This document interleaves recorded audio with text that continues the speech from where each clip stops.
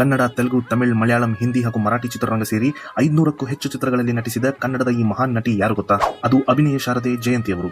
ಇವರು ಹುಟ್ಟಿದ್ದು 6 ಜನವರಿ 1945. ಆರಂಭದಲ್ಲಿ ತಮ್ಮ ತಾಯಿಯವರು ಜಯಂತಿಯವರಿಗೆ ಶಾಸ್ತ್ರೀಯ ನೃತ್ಯ ಕಲಿಯುವಂತೆ ಉತ್ತೇಜಿಸಿದರು. ಹೀಗೆ ಪೂರ್ವ ಪ್ರದರ್ಶನವೊಂದರಲ್ಲಿ ಜಯಂತಿಯವರನ್ನು ಕನ್ನಡದ ಹಿರಿಯ ನಿರ್ದೇಶಕರು ವೈ.ಆರ್. ಸ್ವಾಮಿ ಅವರು ಗಮನಿಸಿದರು. ನಂತರ ಅವರ ನಿರ್ದೇಶನದಲ್ಲಿ ಮೂಡಿಬಂದ 1963ರಲ್ಲಿ ತೆರೆಕಂಡ ಜೇನುಗೂಡು ಚಿತ್ರದಿಂದ ಜಯಂತಿಯವರು ಚಿತ್ರರಂಗ ಪ್ರವೇಶಿಸಿದರು. ತಮ್ಮ ಅಭೂತಪೂರ್ವ ಸೌಂದರ್ಯ ಮತ್ತು ಅಭಿನಯದಿಂದ 60ರಿಂದ 70 ದಶಕದವರೆಗೂ ಎಲ್ಲಾ ಪ್ರಮುಖ ನಟರೊಟ್ಟಿಗೆ ಪಾತ್ರ ನಿರ್ವಹಿಸಿದರು.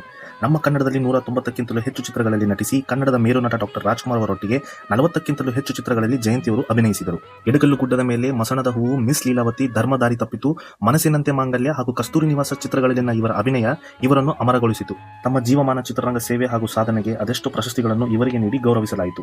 ಇದಲ್ಲದೆ ಬರೀ ಭಾರತದ ಭಾಷೆಗಳಷ್ಟೇ ಅಲ್ಲದೆ 2016ರಲ್ಲಿ ಬಿಡುಗಡೆಯಾದ ಬ್ರೌನ್ ನೇಷನ್ ಎಂಬ ಇಂಗ್ಲಿಷ್ ಸರಣಿಯಲ್ಲಿ ಕೂಡ ಅಭಿನಯಿಸಿದ್ದರು. ನನ್ನ ಜೊತೆಲಿ ನಿನ್ ಕರ್ಕೊಂಡು ಹೋಗೋದೆ ನನ್ನ ಜೊತೆಲಿ